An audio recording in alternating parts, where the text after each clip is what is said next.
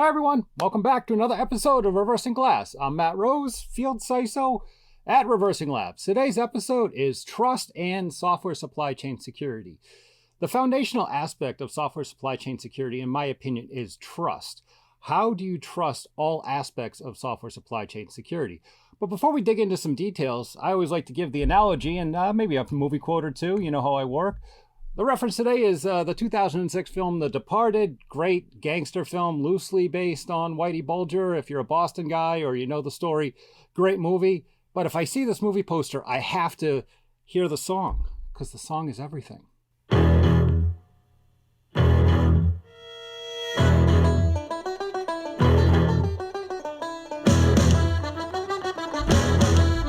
Well, that's enough of that. If you don't know the song, it's associated with the movie. Dropkick Murphys, shipping up to Boston. I'm a Boston guy, so we had to put that in there. But where am I going with this trust? Frank Costello was the main mobster character, and his quote in this movie was, "You just can't trust a guy who acts like he's got nothing to lose." Sound familiar? We're in cybersecurity. What do we have to lose? Well, it's the hackers that have nothing to lose. They are constantly trying to leverage your applications, your software. And how do you trust them if there's that constant onslaught of manipulation, of social engineering, so on and so forth? So in order for you to trust your applications, your software, you need to have trust of a few different things. And how do you get that?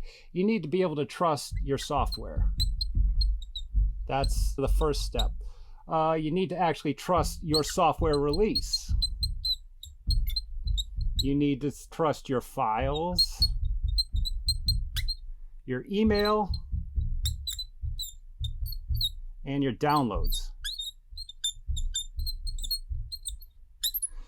These are the things you need to trust. This is just the beginning stage of software supply chain security, but you need to trust these things to ensure that you have a secure software supply chain program. The software itself, whether you're developing that yourself or it's a third party, your new release of your software, is it still trustworthy? Has something changed? Because if you got nothing to lose, just throw it out there. But a lot of people have a reputation and financial obligation to ensure that you are trusting your software release. The files that you use on a day-to-day basis, is there a compromise of the files themselves? Emails, are the emails of question with ransomware type of issues, or even the downloads of an open source package or the download of a piece of software that you're going to use?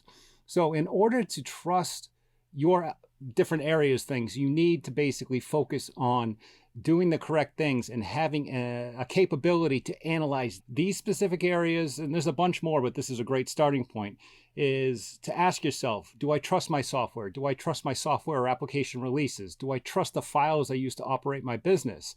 Do I trust the email that I use to communicate? Are there attachments, ransomware? Do I trust downloads? So without trust, you don't have secure software development or a secure software supply chain. I'm Matt Rose. Hope you enjoyed the episode. Stay safe out there, everybody.